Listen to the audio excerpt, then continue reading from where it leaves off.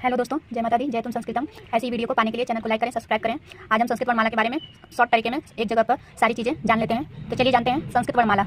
इसको जो याद करने का सबसे सरल तरीका है संस्कृत वर्णमाला पाणिनि के 14 सूत्र।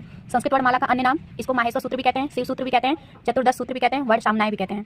तीसरा है हमारा संस्कृत वर्णमाला के प्रकार। संस्कृत वर्णमाला के दो प्रकार हैं, स्वर और व्यंजन। संस्कृत में जो स्वर है उन्हें अच कहा जाता है और स्वरों के तीन प्रकार हैं, ह्रस्व, दीर्घ और प्लुत। संस्कृत में व्यंजन जो है हल कहा जाता है और इसके भी तीन है माहेश्वर सूत्र के अनुसार, अंतस्थ, स्पर्शी और ऊष्म।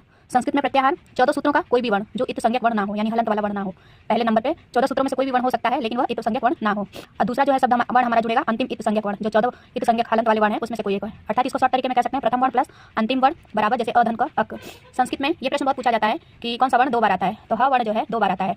और संस्कृत में कौन सा इत वर्ण जो है 2 बार आता है, तो ण जो है 2 बार आता है। और 14 सूत्रों का जो क्रम है उसमें सबसे पहले हमारा स्वर आता है, फिर अंतस्थ आता है, फिर पंचम अक्षर आते हैं, फिर चतुर्थ अक्षर आते हैं, फिर तृतीय अक्षर, फिर द्वितीय अक्षर, फिर प्रथम अक्षर आते हैं। संस्कृत वर्णमाला को